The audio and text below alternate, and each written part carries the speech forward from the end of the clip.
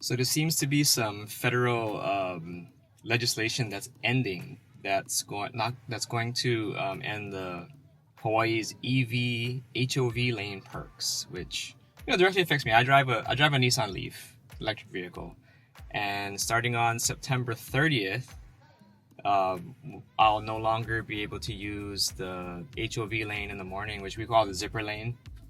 And there's also the left lane going home in the afternoon is also an HOV lane. For as long as I can remember, I don't know, at least it was like a few years, but I could drive as a solo driver, as a single occupant vehicle with an EV in the HOV lane. And it was kind of a perk to encourage people to drive EVs. And however you feel about EVs, that's your opinion. They're entitled to your opinion, but yeah, I was kind of enjoying that for a while, and I have to adjust because without the zipper lane in the morning, it's gonna take me a little longer to get in. And I'm gonna take you along on my commute from the west side on Oahu into downtown, which is my normal everyday commute for work, and we are gonna use the zipper lane. So I guess the story is that there was an exemption for EVs that allowed, people like me, like single occupant electric vehicle drivers, to drive in HOV lanes. And at the federal level, it expired. So I guess I'm assuming that applies to all states, not just Hawaii. It's just that states have to comply with that in order to continue getting like federal funding. And I understand that it was an exemption, so like these lanes were never really meant to cater to electric vehicle drivers, but it was kind of put in place as an incentive, as I understand, to encourage people to like buy electric vehicles at the time. And I already owned an electric vehicle. This is like, I've been owning electric vehicles for over 12 years, almost 13 years now. So I would own one regardless of whether you could use the HOV lanes, but it's a nice perk. And the funny thing about the zipper lane in the morning, especially here in Hawaii, is that the majority of, you know what, I take that back. Not the majority. I would say it's about 50-50. So 50-50, the cars that are in the zipper lane are people carpooling in regular gas vehicles and electric vehicles. So as you can see, as I'm filming driving in the zipper lane, it flows nicely. It's not like electric vehicles are causing the HOV lane to be slower than it should. And like I was saying earlier, I understand that the state isn't ending the EV exemption because of congestion in the zipper lane, but I just feel like it's going to be very strange come September 30th when, like, say there's not going to be any more electric vehicles driving in the zipper lane. So there's only going to be like people actually carpooling. It's going to be a very strange thing to have this dedicated lane like in the morning, and at the same time in the afternoon, the left lane after 3 p.m. it's also a HOV lane going the other way. The state did say that if for whatever reason the federal government decides to extend the exemption, then they could bring it back. But as we all know, the current administration is not very keen on clean energy and electric vehicles and solar and wind and all that stuff. It seems like they don't like that stuff. So I can't see the program coming back anytime soon. That's what I'll say. We'll leave it at that. So I actually found out about all this from, like, my brother-in-law told my wife, and then she told me, she goes, "Hey, you're not going to be able to use the HOV lane anymore going to work." And I was like, "Oh man," because that's gonna add.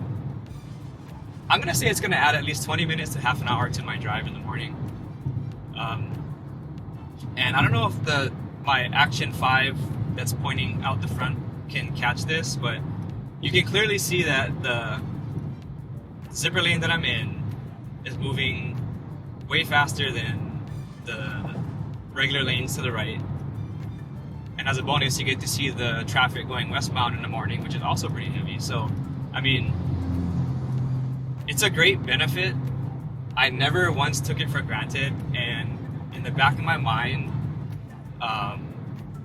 there was always a thought that it could be taken away. Because I know that it's an exemption, it's an extra bonus for driving an electric vehicle.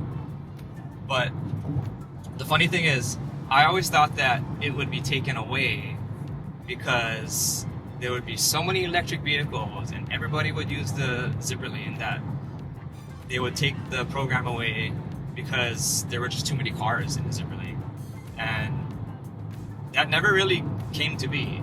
So I've been doing this particular commute for almost 7 years, and pretty much every morning the zipper lane that is open to, double occupancy vehicles, motorcycles, buses, and electric vehicles, it's always like this. There's never any traffic in it unless there's like a really bad accident in the zipper lane, and that just basically makes you get stuck. But that's rare. So I don't really understand the logic of taking away the exemption, other than this administration, this president being petty because he doesn't like EVs. I don't know. So maybe someone in the comments can explain to me how like taking away this electric vehicle benefit makes things better. Because if anything, so I'm gonna have to be driving on the other side of this median here into regular traffic, and so that's just gonna make that traffic even slower because there's gonna be just more cars in the masses, So it doesn't really make logical sense, but I get that that's just how this administration is. They're just petty. And I was talking about this with my mom actually yesterday when we were telling her that I wasn't going to be able to drive in the zipper lane anymore. That in the morning, actually I think it would be good if the zipper lane was open to anybody driving in this direction, because it just adds 2 more lanes to the commute for people to get to town. And I really feel like even if they open this HOV lane up to all drivers, just didn't make it an HOV lane, just made it an extra lane, like a contraflow for the morning traffic, it probably would improve traffic for everyone. Because even now, with EVs being able to drive in the zipper lane, it's still underutilized. Not that many people carpooling, not that many EVs in it. There's a few buses, maybe some motorcycles, but it's an underutilized lane. That's all I really had to say about that. I just want to say my piece about how I feel about them taking away the EV exemption for the HOV lane. I guess it's par for the course, because it seems like any progress we make, we're just going backwards now, and that's just the way of our country. That's it.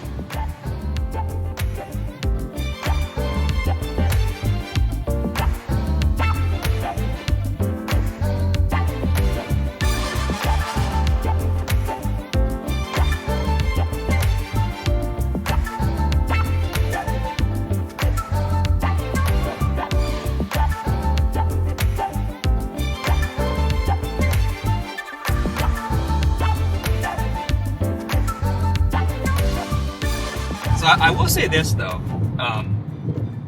with this news of the EV benefit for the HOV lane being taken away, and the fact that I live relatively close to the Skyline, which is our, the new the rail system that we have being built on Oahu,